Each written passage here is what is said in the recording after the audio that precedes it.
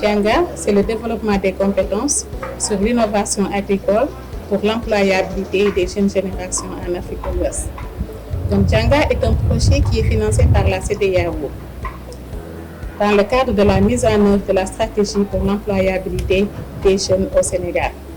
C'est un projet qui est porté par le CRE. Pour rappel, le CRE, c'est le Centre régional d'excellence sur les céréales sèches et cultures associées.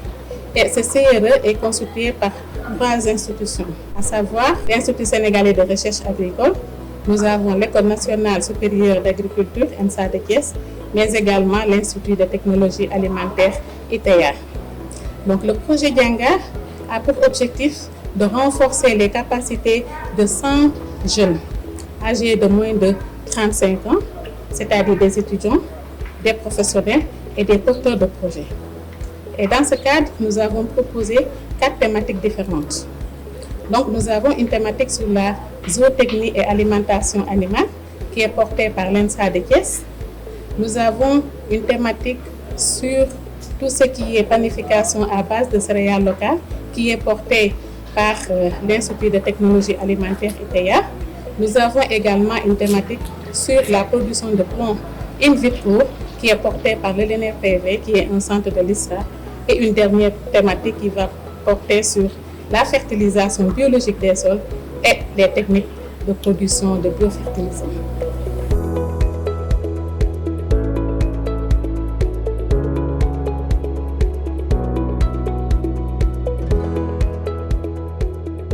Nous essayons de les paramétrer par rapport à la zootechnique, à la production animale, par rapport à l'alimentation animale, par rapport à l'hygiène et à la prophylaxie des animaux, mais également par rapport à la conception des bâtiments d'élevage.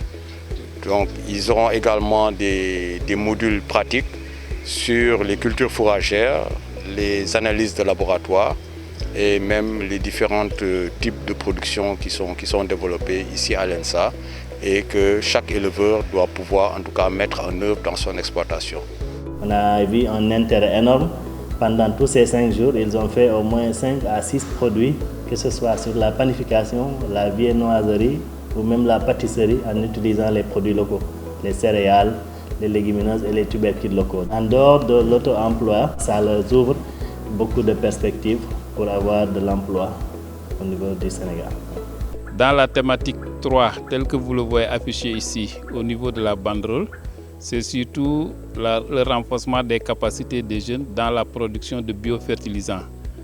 Et ces biofertilisants, dans le contexte actuel des changements climatiques, peuvent constituer quand même une alternative pour améliorer la productivité mais aussi les rendements agricoles dans le contexte actuel de l'agriculture sénégalaise qui est vraiment dépendante de la pluviométrie. C'est en même temps une thématique très intéressante pour les jeunes, surtout pour leur employabilité, dans le sens que la maîtrise de cette technologie de production de compost peut aider les jeunes à créer leur propre entreprise, à produire des biofertilisants organiques et les mettre aussi à la disposition des populations et mieux même créer leur propre entreprise aussi bien dans la formation que dans le renforcement de capacités, leur permettant de servir presque de pont entre la recherche et les bénéficiaires finaux. Durant cette formation, la thématique portait sur la production de vitres-blancs. Nous avons formé les étudiants, les apprenants, sur les techniques de culture in vitro. Nous les avons outillés sur un ensemble de méthodes qui leur permettent de pouvoir produire des semences, spécialement pour ce qui concerne les espèces à multiplication végétative.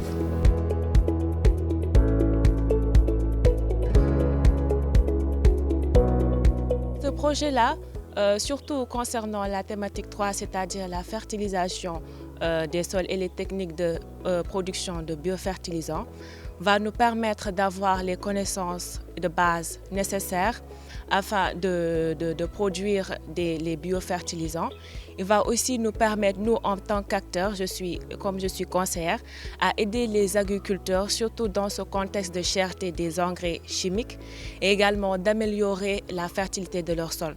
Nous savons tous qu'aujourd'hui, nous faisons face à la baisse de la fertilité des sols, mais également à la pauvreté de ces sols-là.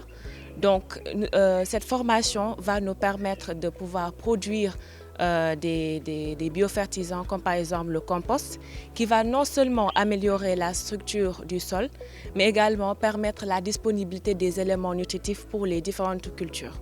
J'ai saisi cette opportunité parce que je suis porteur de projet d'installation d'une boulangerie. Donc quand j'ai vu l'appel à candidature sur l'internet, du coup subitement j'ai postulé. Donc je peux dire que la formation qu'on a eu à faire ici au niveau de l'ITA était d'une grande importance pour moi. Parce que pour faire la boulangerie, il faut avoir certaines notions et pouvoir maîtriser certaines choses. Donc je me suis dit que cette formation est venue à pic pour pouvoir me permettre de mener à bien mon projet, ne serait-ce que pouvoir maîtriser le processus de la fabrication du pain. L'objectif de ma participation à cette session de formation, c'est de me permettre par exemple de maîtriser les techniques d'alimentation, mais aussi de voir comment avec des ressources locales on peut créer par exemple des aliments, ou bien comment avec des ressources alimentaires locales on peut faire des aliments pour les animaux. Donc cette formation va me permettre de mieux renforcer mes capacités en ce sens.